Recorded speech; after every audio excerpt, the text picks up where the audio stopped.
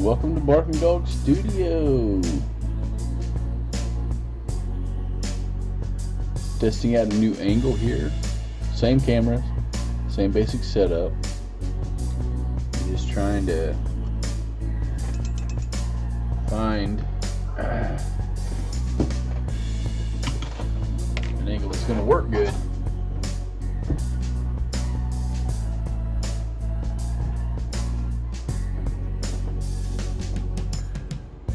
Or I should say, specifically, work better than the previous angle I was using. Well, this is my wet palette. You can actually get a good look at the wet palette and all the paints that went into painting this army right there. These are my first commissions. We got some mushrooms. We got the Lord of Minotaurs. Some Reaper Bones guys coming up. You can see the progress on the Saga army.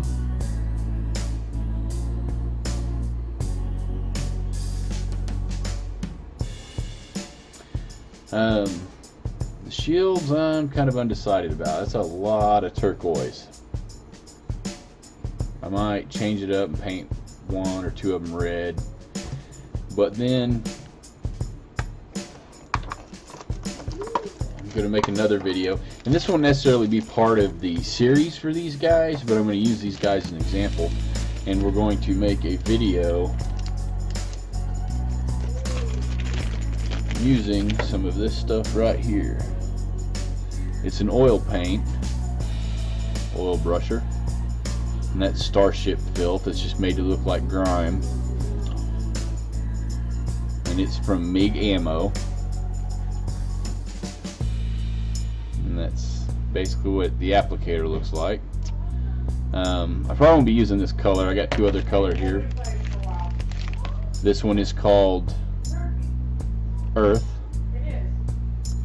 and then the other one I believe is Mud. Look at it here. Dark brown. I take that back. I'm sorry. It's dark brown. Is that too bright? There we go. Dark brown. Let me dim this a little bit. Bring it down. How's that? Alright. This is probably stuff I'm going to use here. Actually, depending on the mud I use for the bases, I think this color, I think I'm probably going to end up, yeah, this will be on the base. And then I'll probably use this to add some grime to the to their feet, and maybe to the bottom of the shields and their pant legs, and like on this guy, probably the bottom along his cloak there. I'll make a video on how I'm going to do all of that. This is a really wonderful product. I've used it a few times already.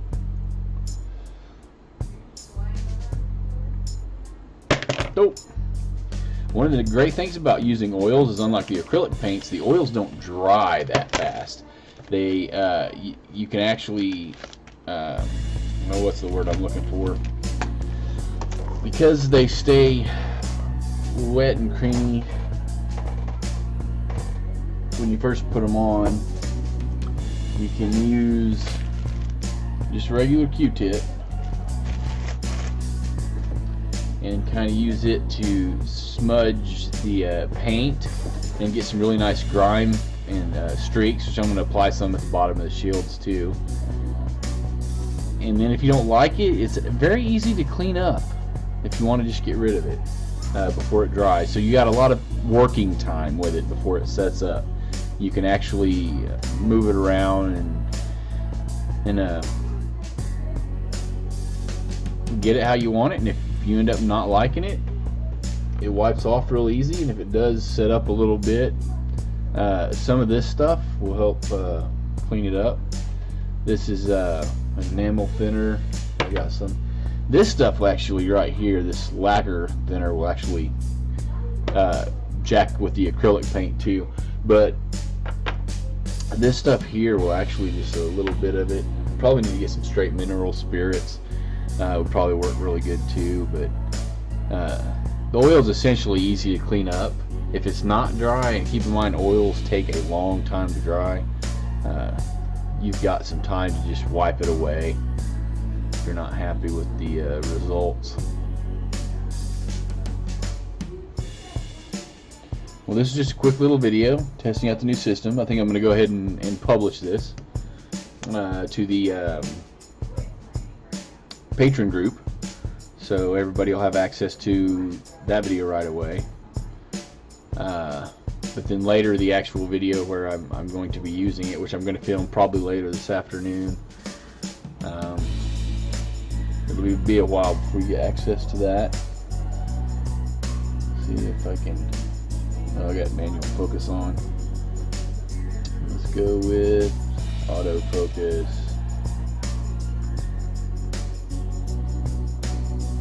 Let's see if we can get a look at this guy.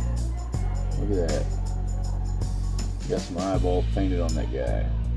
He looks ready to stab somebody. Stabby, stabby. Now, when I was putting the wash on these guys, I did try to push the pigment, and I'll demonstrate that in another video. I did try to push the pigment down with the brush towards the base of the shield, just because it creates a little bit of, come on, there we go, shadow and darker towards the bottom of the shield.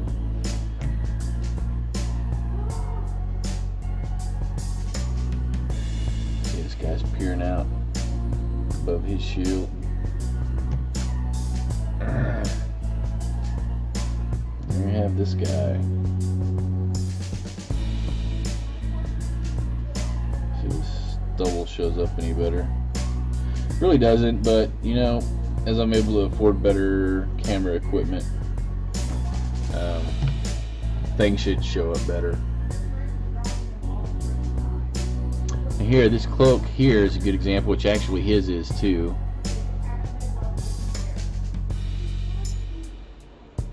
So after I painted, I demonstrated in an earlier video with this guy how I use the triad to bring up the light of the cloak from the dark, midtones, and highlights.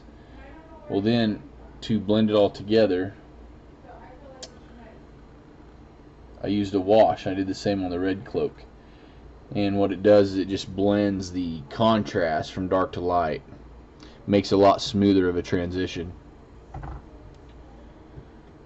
Well, until the next video, get some more miniatures painted, get some paint on some lead, get it pushed around on the table. Bark on, puppies.